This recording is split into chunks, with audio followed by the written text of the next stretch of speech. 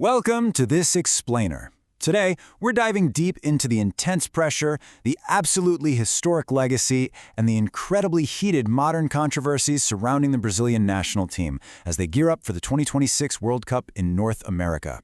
We are talking about a team that literally represents the absolute pinnacle of international football, yet they carry a burden heavier than any other nation on Earth. Okay, let's get right into it. Just put yourself in their shoes for a second. Imagine you're the nation that basically defined how beautiful football can be. You produce absolute legends like Pelé, Ronaldo, and Neymar. You win 5 World Cups across 4 different continents. And then, well, you go 24 agonizing years without lifting that trophy again. That right there is the ultimate paradox of Brazilian football today.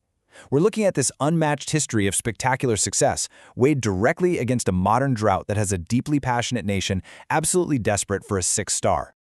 Section 1. The Football Empire and the Golden Stars. To really grasp the crushing pressure they're facing in 2026, we first have to understand the empire they built. When people think of Brazil, they don't just think of a sport, They think of Jogo Bonito, the beautiful game. It's this incredibly unique style rooted in the streets of São Paulo and the beaches of Rio. It prioritizes flair, improvisation, and attacking magic, and it honestly became its own global language. And that magic, it led to one single, incredibly powerful number: 5. Brazil is the absolutely only nation on the planet to have played in every single World Cup. That is 22 editions and counting. And they're the only one to hold the record of 5 World Cup titles. For them, the World Cup isn't just a tournament, it's an expectation. Every other nation measures their success against Brazil's standard. If we trace their legacy, the story is just wild.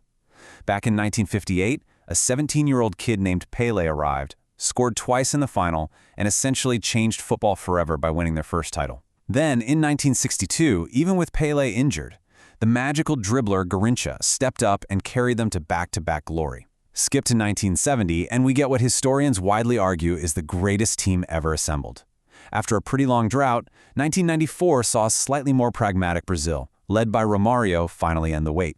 And then, 2002. The 5th star. This tournament featured Ronaldo's incredible redemption arc, where he scored 8 goals after dealing with career-threatening knee injuries. And this is exactly why Brazil is just different. Think about a Mount Rushmore of legends: Pelé, Garrincha, Ronaldo Nazario, Ronaldinho. Most countries are lucky, like incredibly lucky, to produce one golden generation of talent in their entire history. Brazil, they manufacture them continuously. It seems like every single decade produces a new crop of world-class superstars. They give the world its most magical attacking players, setting a standard of technical brilliance that is literally almost impossible to maintain. Section 2. The Fall, a 24-year title drought. But as incredible as that history is, it casts a massive, heavy shadow. The glorious past stands in stark contrast with the heartbreak of the last 2 decades. The beautiful game just hasn't resulted in the ultimate prize since that night in Yokohama way back in 2002. 24. That number represents the agonizing burden of the years that have passed since their last trophy. And what's fascinating, and honestly terrifying for Brazilian fans, is that 24 years exactly matches their longest historic drought ever, which was the wait between their 1970 and 1994 titles. So the clock is ticking, and those historical echoes are getting impossible to ignore. And right in the middle of this modern drought came the ultimate national trauma, the Mineirazo.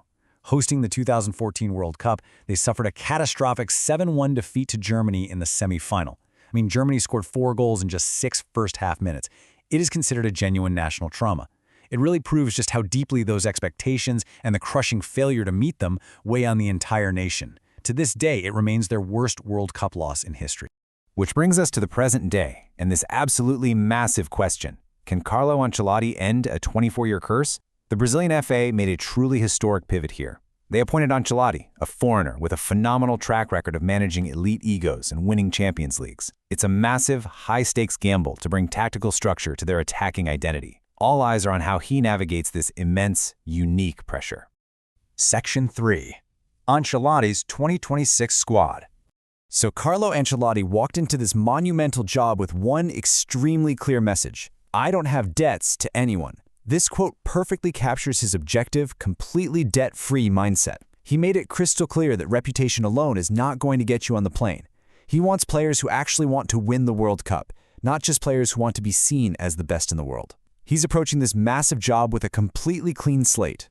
And that clean slate mindset definitely shaped his 2026 core roster. We're talking heavy hitters here. You've got Alisson in goal, with veterans Casemiro and Marquinhos providing a really solid defensive backbone. But the attack? It relies heavily on absolute superstars. You have the 2024 Ballon d'Or winner Vinicius Jr, who the system is essentially built around, and the sensational 19-year-old Endrick.